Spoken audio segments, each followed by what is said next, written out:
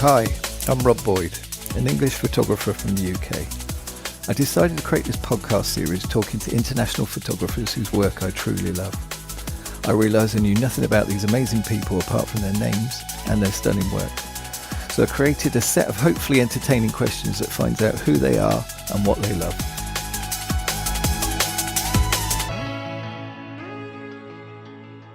Hi Mark, nice to see you. I'm glad you're actually here because it's taken a little while to get together, mate. Yeah, hi Rob. It's taken maybe 3 or 4 goes, I think, to make this work out. Yeah, well, I'm glad you're here. So if you can start with your name and your Instagram name, that'd be amazing.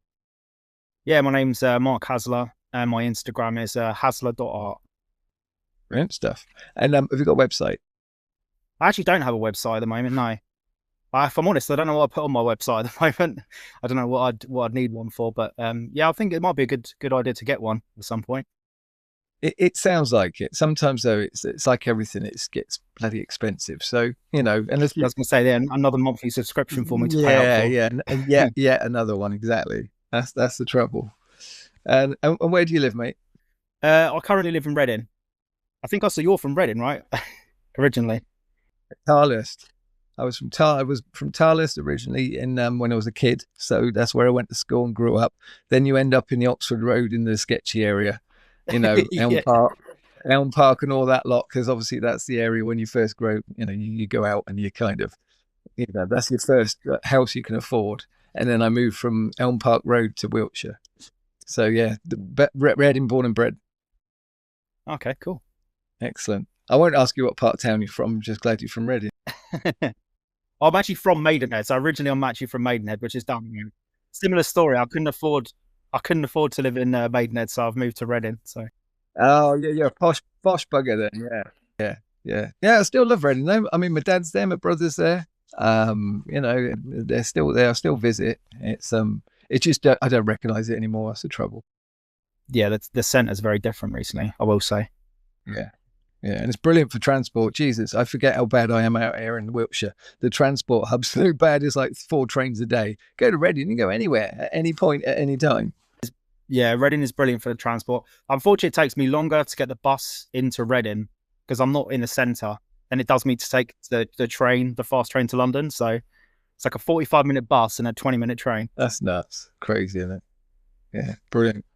I was going to say, where are you from originally? And obviously you told me you're Maidenhead, so I guess that's where you're from. Yeah, from Maidenhead, just down the road. Yeah, it's a nice place. I mean, you've got everything on your doorstep. I mean, I guess that's why you shoot at Windsor sometimes, because it's so close. The area, do you? Yeah, I know the area. It's a good kind of local place to go. Reading's not the best for shooting, like I said, downtown and stuff. It looks nice, but it's not the nicest. I think I might lose my camera quite quickly if I did a day's worth of Reading shooting at the moment. So yeah, okay. So if I visited you, would you take me to shoot? So if you were going to come and visit me, I think I'd take you to Windsor because it is a really good area locally.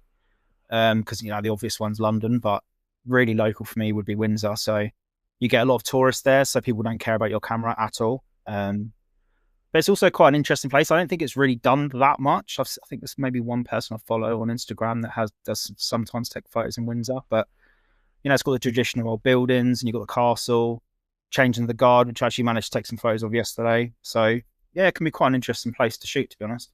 Yeah, good. Yeah, I mean, it's a bit like Edinburgh. Edinburgh's kind of traditional and got that old brickwork.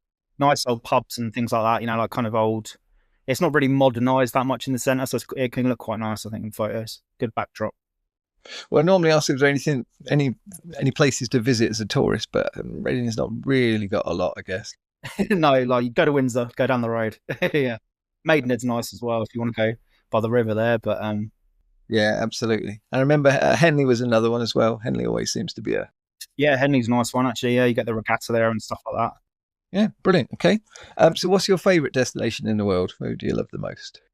My favourite destination in the world is Seoul, South Korea. We were supposed to go before COVID actually. COVID just kicked off. We'd been planning it for like a year. And I think it was like that sort of March, April time when COVID kicked off. We were supposed to be there. And it was actually one of the first places where it kind of started. So yeah, our holiday got cancelled and then we managed to finally go 2023, I think. And we've been back 4 times since. So We like it quite a lot. No, brilliant. Yeah, I can see why. I mean, I've seen people's photos. I know people that obviously lived there before as well, and it's like, yeah, great place. They just really have it's such an aesthetic place. They can make sort of even like old rundown buildings and these like beautiful cafes and just really aesthetic eye for stuff. It's really, really interesting to see. So where would you most like to visit in the world? What's on your bucket list? I've been really lucky the last couple of years. Like I said, I've been to Korea, which was on the top of the bucket list. We went to Japan as well, which is absolutely, it's amazing. It's definitely, if you get a chance to go there, it's like street photography paradise. Japan, no matter where you turn, everything just looks so good. You don't even need to take a picture of people there. You know, it's just buildings and everything. But because I've now ticked that off, I'm something maybe completely different, like Uzbekistan or somewhere like that. So I've seen a few people have been, and they've got this. It's the old like Silk Road. They've got these beautiful old buildings and old mosques and stuff, and it just looks kind of different. Something a bit different, really. It looks nice. Yeah, absolutely. I mean, like you were saying, a bit like going to, I know it's not the same, but going to Windsor, not many people have shot there before, locally. So if you get regional shots, yeah, all the better, really. Yeah, good. Weird question. If you could time travel, where and when would you visit? It's quite interesting, this one, Rob, because I've listened to quite a few of your podcasts, and everyone picks the past, seemingly, unless I've missed someone that has picked the future. But I'd maybe like to go 60, 70 years in the future, see what London looks like in 70 years, Seoul. I think it should be really interesting to see how much it's going to progress. There's obviously so many places backwards I could go, but yeah, it'd be interesting to see what happens in the future, I think. And also, how would you travel there? That's the thing as well. 60, 70 years, how would you get there? Would there still be planes? Would you be, transported like Star Trek? Who knows? That'd be cool, actually. I've always wanted to just, disappear and reappear somewhere. It'd be amazing. So if you could photograph anyone in history, who would you shoot? Anyone in history? So this is quite a tricky one for me. I think probably Joe Strummer from The Clash. Oh, yeah. Good choice. I've seen the pictures of him from the late 70s, early 80s. He just looks it's just so cool, such a cool time of the music. It's quite a lot of rock star kind of people, I think, I'd like to take photos of, but he sticks out, I think. Yeah. Photogenic, I should think, as well as interesting to talk to. Yeah, definitely. Yeah, cool. So tell me a fun fact or a story about yourself. So I suppose the fun fact is I really like to draw, and artwork is kind of something I like to do. So the name Hazler.art actually is from that originally. Yeah, when I draw and post them on Instagram and things like that. And obviously I kind of don't do it as much anymore. And photography kind of took over for me, but I just kept the name because it kind of still works for both. So Hazler.art is, just like to draw. And what do you like to draw? What subjects do you tend to do? What sort of things? Used to do a lot of, so if I was interested in something, I'd kind of draw a lot of pictures of people, so bands and stuff like that. But I was quite into the UFC, so I used to get quite a kick out of drawing the UFC fights and tagging them, and then they'd repost it on their social media and stuff. And must be good then, if you're doing portraits and stuff. Amazing. Well, I'll send you some of the photos, Rob. You can decide off air if they're any decent, if they're good or not. Yeah, no, absolutely. Yeah, no, I love that. That'd be good. Yeah, extra amazing talent. Well done. Yeah, excellent. I know it's weird, but what's your favorite word? My favorite word's probably serendipity. It just sounds cool, but also the meaning's quite cool as well, I think, and it works pretty well for street photography because pretty much everything I do ends up being kind of by mistake. So, it's a good word, I think. But that's the thing with street. You never know, do you? You never know what's around the corner, and split second later you've missed it, or a split second you've caught it. And it's just right. Yeah, it's just one of them things I think as well where I'm more, I guess, of a hunter of a street photographer. I kind of walk around, whatever, he stay still in one place. I know people they call it like fishing, where you stand around. But even if you do fish, right, you're just waiting for that moment to happen. So, because it's an international podcast, teach me a new word or a new saying that I may not know. Okay, so when I go to a new country, I try to learn how to ask for a beer because that's quite important for me. So, absolutely, if you ever find yourself in Korea, you can say "Mekju juseyo," which is basically beer, please. Wow, say again. Mekju juseyo. Hopefully, I've probably butchered it, but it worked. No. I'm sure they're close enough to get a beer. Yeah, it was gonna say it works. So that was the main thing. And it doesn't sound like anything like beer either, does it? No, It's not even yeah, remotely. No. yeah, yeah. Brilliant, excellent. I love that. So, when did photography click for you? Obviously, excuse the pun, but when did you realise you could take a good shot? I think I've heard a lot of people say the same thing. I don't know. It's like I don't know if I've ever found the shot I'm after. If that makes any sense. Like I'm still trying. I'm still learning. I think just taking lots of photos. Obviously, like I said, I quite liked art. Quite like watching films. So the reason I even started street photography was because I was kind of interested in people don't like it now, but like the cinematic look. Like I think when I was on Instagram 4 or 5 years ago, and it was like Billy D, Manaris, all their photos, they just look like a still from a movie. So I've always wanted to kind of capture that. So I tried it myself, and maybe I was like, oh, I think I can do this. You know, when you start, I think you get really excited if you think you can get that, edit it a certain way. And about 4 or 5 years ago, maybe. Because the thing is, I mean, Billy's obviously a bit of a legend anyway, but it's good to soak in all those different aspects. Bit of art, bit of this, bit of other people to work. It's definitely. Yeah, definitely. I think it's really interesting to like you can see the influences. If you start getting interested in someone's photography, you hear what they're interested in, and you can kind of sometimes really see it in their photos, which I find quite interesting. So the hardest part now, favorite 3 photos, and why you like them. Favorite 3 photos, probably all of them are probably more. You have a vision of like I want to take this photo, and in street photography, when you start, you quite quickly realize that doesn't happen at all, or very often. These are probably the 3 times that I've come closest to that. So it was my first holiday with my wife to Lisbon after I decided I wanted to start doing some street photography.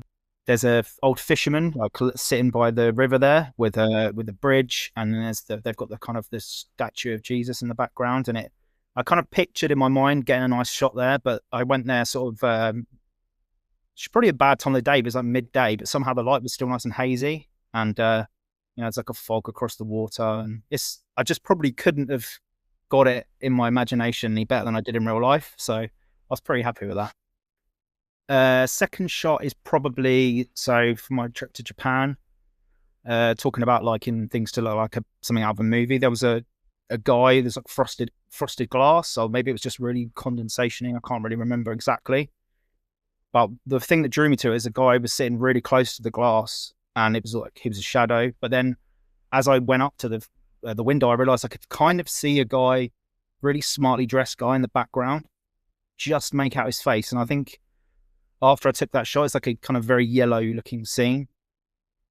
That I was really happy with that because it kind of it looks a bit cinematic, it's a bit mysterious, kind of like it looks like a bit of a still from a movie. I was happy with that one. Yeah, well, that's the thing. Those kind of shots are what drew me to your work, and I try and do similar stuff. But like saying with the first one, it's amazing when you get that kind of thing that's completely different that you don't normally get. You don't normally see those scenes, and it's nice to capture that rather than do the real sort of street stuff. Because obviously you do a lot of long exposure as well, or slightly long exposure, so you get the movement and you get the colors and you get the textures, and that's my kind of style. I've always kind of liked the night photography, I guess. Initially, that was why my first photo was in the daytime. I didn't really know what I liked or didn't like then. Sure. Yeah. But now I've kind of drawn into I do like nighttime shots and scenes more. So I'm drawn more to that. So that was, that second one, the one in Japan, was really kind of something I kind of wanted to get, this like very cinematic looking shot. Yeah. Yeah. And now the clock's changed as well. 4:30, pitch black. Oh, that's why it's perfect timing. Yeah, it's really getting good. I can leave work, go straight to London, and it'll actually be nice and dark. So don't have to stay up late. I'm too old now. I can't be bothered to stay up till 10 o'clock to go in then. Absolutely. No, I don't want any of that rubbish. That's it. And what's your third one? The third one is a shot where the Curzon Soho sign, which is it's probably maybe a bit overdone now, but I wanted to try and get something a little bit different there. And I think I was using a longer focal length with an ND filter for the first time, and it was one, like you said, the sort of slow shutter shots I've been taking. And I was just playing around there, but I wanted actually, it's quite funny because talk about serendipity. I wanted to get a guy was wearing a classic, like a hat, and he's walked past. I wanted to get that in blur. And in that range of shots where I was just trying to get the right shutter speed, I actually looked back and I'd caught this lady with blonde hair, very, very bright blonde hair, right in the sunshine. And she kind of smears across the screen, and it just looks very like, I know it could be Marilyn Monroe or someone, it's got like their hair's like the same, and the curves, somehow just pure luck, really. The sign is completely crystal clear still, with a bit of movement. So yeah, I was pretty happy with that one. Like we were saying earlier, the trouble is you you think you've got it, you think you've nailed it, you've got it perfect, and then you look on the back of the screen, it looks great. Get home and it's nah. Yeah, I mean, that happens a lot. So this one was, again, it was kind of by accident. It wasn't necessarily what I was going for. With this, again, with the slow shutter speed thing, it is just kind of what it is. You sometimes you get something good, sometimes you don't. But yeah, this one kind of just came in, even in camera, looking on the back of my camera, I was like, oh, this looks kind of, had minimal editing as well, that photo. So I was pretty happy with that. Yeah, no, absolutely. You've described your favorite word as, perfectly. Yeah. Brilliant. So what advice would you give a new photographer? Definitely do not get caught up in buying loads of gear. It's so easy to, I mean, I still now, before I spoke to you, Rob, I was just watching YouTube, watching, Roman Fox's videos, and I watched the same. I love watching their videos, but it does push you to kind of, I've changed my camera setup probably more than I should have done, and wasted so much money on that. Yeah, it's just such a trap to fall into, but you don't take as many photos, right? You just get obsessed with the gear. So just use that money and go, just go out. You haven't even got to go traveling. Just go out, save your money, because you're only going to get better from taking photos. Yeah, no matter what you buy, if you look back at your photos in your Lightroom, unless you literally search them, you couldn't tell me. I can't tell the difference between a camera to another, So it's really just down to you and your eye. Yeah, and often I've taken some on my phone and went, oh, actually, that was my phone. It wasn't even my camera. Yeah, I've honestly had that where the only camera I had on me was my phone, and I've taken them and they've come out pretty good. Yeah. Yeah, good advice. Perfect. So, and what you got going on? Obviously, you picked up the camera for the first time for a while. So, what you got going forward? So moving forward, probably just going to try and take more photos. I think when you first start, so I've been doing this maybe for 4 years now. When you first start, I think you probably think you're a little bit better than you are. You pick it up and you take photos you're really happy with instantly. And I look back and I'm not, some of the photos are pretty, I'm still happy with, but you definitely, your taste changes as well. And what you're happy to get is, I know I was very influenced by Instagram, like I said, Billy D, and I try and get there. But yeah, you end up imitating a bit, maybe too much. So I'm just trying to find my own thing, I guess, now. Just trying to see what that even is. Yeah. And I think that's the thing, everyone progresses, everyone changes. You get bored if you're doing the same thing all the time. It just drives you nuts. Yeah, definitely. And so, yeah, no, totally get that. Well, I'm glad we actually made it happen. It's taken a little while, and, it's probably going to be a while by the time that we record to when it goes out anyway, unfortunately. It'll probably be the new year. That's the trouble with the crazy schedule. But yeah, I love your work. You won't be here otherwise. And, thanks for being my guest. Thanks for doing this, Rob, actually. And I said it's such a cool idea, getting people together. And I've found some new work from people because of this podcast.